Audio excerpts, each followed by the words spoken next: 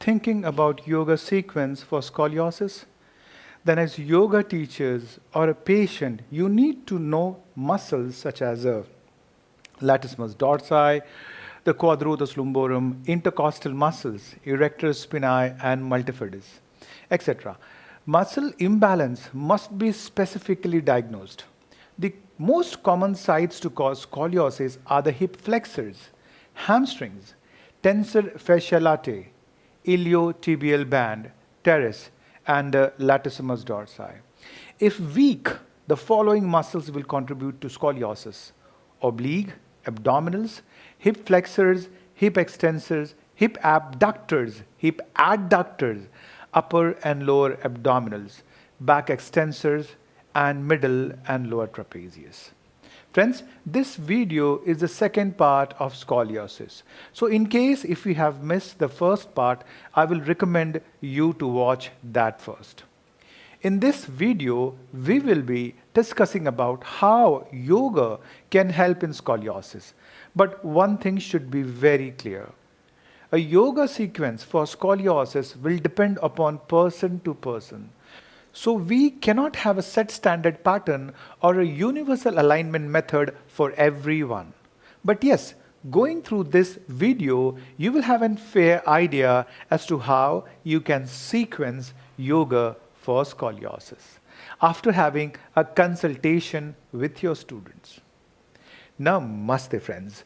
Friends, research into the effects of yoga on scoliosis has shown that regular practice of a single posture, side plank or Vasishthasana can reduce scoliosis curvature.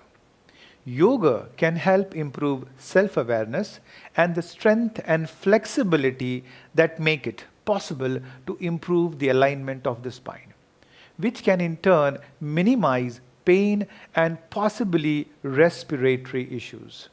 But for a yoga practice to be helpful, both students with scoliosis and their teachers need to understand the condition and its implications when choosing and approaching poses.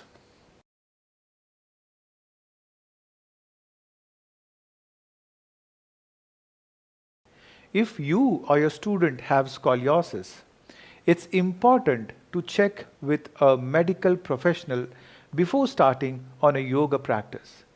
During your consultation, the more information you can find out about your curve pattern, the better. Work with your doctor, physical therapist, or chiropractor to find out which adjustments brings your torso closer to the neutral. That is what you have to do and in what order to even out your hips, shoulders, and head. You can then apply the information to your yoga practice. In this consultation, the teacher as well as the student will have a fair idea of what muscles need to strengthen and stretched. And for that, the yoga teachers should have a sound knowledge on yoga anatomy for the musculoskeletal system.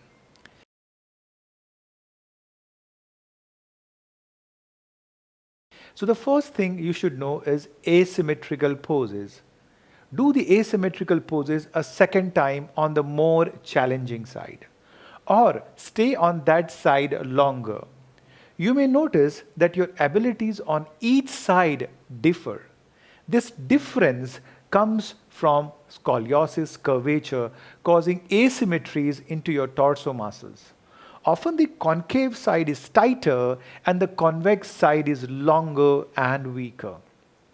Some recommend that yoga student with scoliosis practice a pose on one side and not the other in order to strengthen the convex side and lengthen the concave side.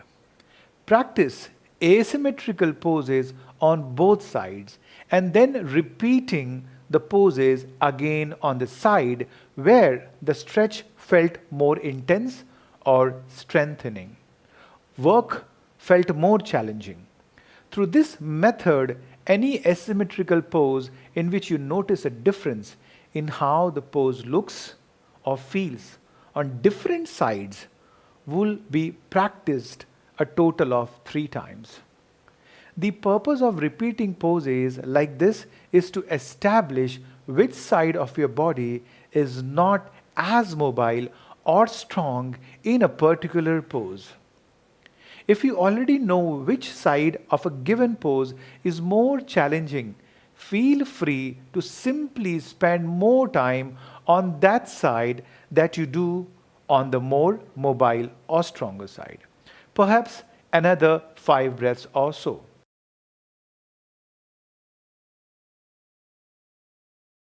Use mirrors. A mirror is the best way to learn awareness and provides important feedback when not being observed by a medical practitioner. While sitting or standing at the beginning of your practice, you move your spine as close to neutral as you can. For those with scoliosis, creating a more neutral spine will include some degree of side bending and or twisting.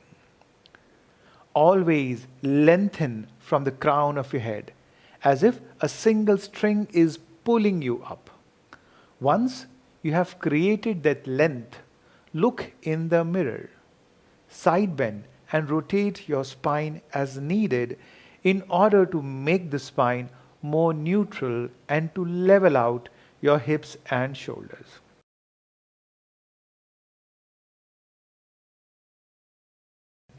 If you have an S curve and know which curve is primary, it is mostly the thoracic curve.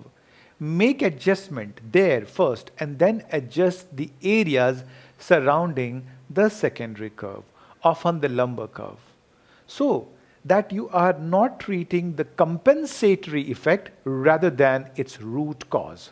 Don't expect to instantly achieve a neutral spine. This realignment can be very confusing, especially if there is a double curve. Only a professional like a physical therapist, doctor, or a chiropractor can tell you with assurance which way you need to move. Now, over time, you might get better at making these changes on your own. Having moved closer to neutral, maintain an awareness of that alignment. Throughout your practice, look in the mirror to observe the levelness of the head, shoulders, and the hips.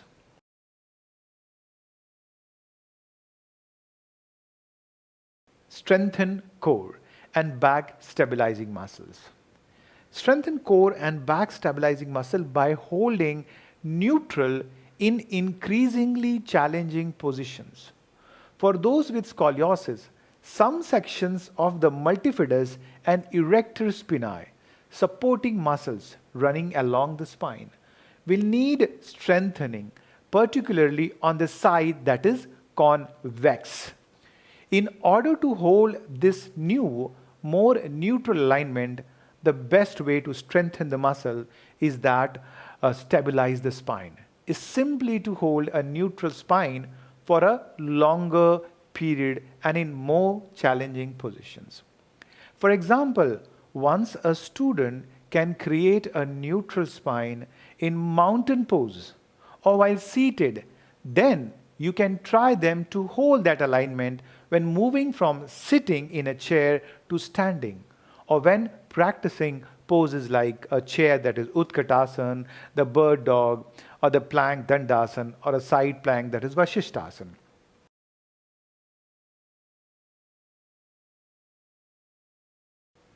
Practice pranayama. Avoid giving tension to the torso so much that your breathing will be restricted. With scoliosis, often one of the primary losses involve your capacity to inhale and exhale. Your energy level in turn is affected by this lung capacity. Through stretching and pranayama, your vital lung capacity may increase, which in turn increases your energy levels. If your lungs are more efficient, you will be more slower to fatigue. Yogic breathing or Dirgha Shwasam, that is also known as a three-part breath or a sectional breathing, which aims to increase lung capacity, may benefit those with scoliosis. It encourages slow and deep diaphragmatic breathing. I have already covered the yogic breathing in Science of Breathing series. Have a look at it. Remember, you need to be aware about few things when you are focusing on yogic breathing. That is, does one side of your rib cage have more difficulty in expanding? Likely the concave side of the curve in the thoracic region. When the ribs are closer together, you want to facilitate more expansion in the area that feels restricted on the inhale, and try not to let the restricted space collapse when you exhale. Now, let us emphasize poses that lengthen the muscles between the ribs, that is, the intercostal muscles, like side bends and side glides. The concave or the shorter side of the torso can be stretched through side bends and poses called side glides. You can practice such glides standing, initiating the movement from the middle of the rib cage. Encourage your rib cage to move side to side and then your hips to shift from side to side without disturbing your shoulder and head. Hold each glide for several breaths, where we will feel the stretch when side bending or side gliding is, where the concavity is, and that's what we want to lengthen. So, you'll want to spend more time bending or gliding to the sides opposite the concave side of the curve. Practice slowly, holding each pose for at least 5 breaths. Instead of practicing at a fast in which it may be possible to forget about alignment and breath, hold each pose for several breaths. Take the time to make sure you are elongating your spine as much as you can in a pose and breathing diaphragmatically. Additionally, apply a milder version of Dirgha Shwasam to every pose, filling both the right and the left lungs from the bottom to the top. Then empty them from the top to the bottom. Will enable you to discover and eventually release tight areas. Add yin or restorative classes to your yoga regime.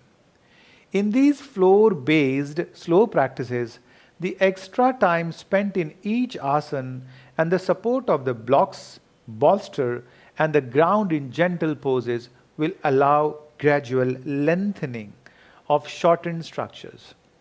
While relaxing, it's recommended that you facilitate deep muscular release by imagining your breath moving into those restricted areas.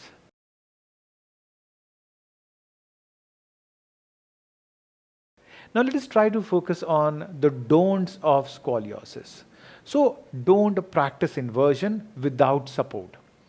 If your scoliosis is severe or you are experiencing pain, don't expect asymmetrical poses to look or feel exactly the same as both sides. In any kind of asymmetrical pose, you may find it harder to lengthen, twist, or bend on one side, while over time practicing poses on that more challenging side twice or for longer periods as suggested above may help create more evenness from side to side. Forcing one side of your body to do exactly what the other side is doing may cause strain in your quest for evenness. So never push yourself to the point that you experience pain. Don't become overly stressed by the degree of your curvature as you practice, or how much or little your yoga practice is changing your curvature. Friends, your goal is not to become perfectly neutral, but rather to prevent any further increase in your scoliosis and perhaps improve your alignment gradually. Finding a little bit more length in the concavity, a little more strength in the convexity, so that you can move without pain and breathe a little easier. Throughout your day, avoid lifting heavy weights or other objects, especially if your scoliosis is severe. You are experiencing pain. Lifting heavy loads will place greater stress on the concave side of your curve, which may lead to further tightness on the muscles with concavity, causing or increasing your back pain. At night, try sleeping on the side that is convex with some light support like a pillow under the convexity, or sleep on your back if that is comfortable for you. Through a regular yoga practice and this continued awareness, yoga students with scoliosis might find that it gradually becomes natural for them to stand taller and perhaps even notice that they are breathing easier and moving with less pain. Till then, take care, keep smiling. Namaste.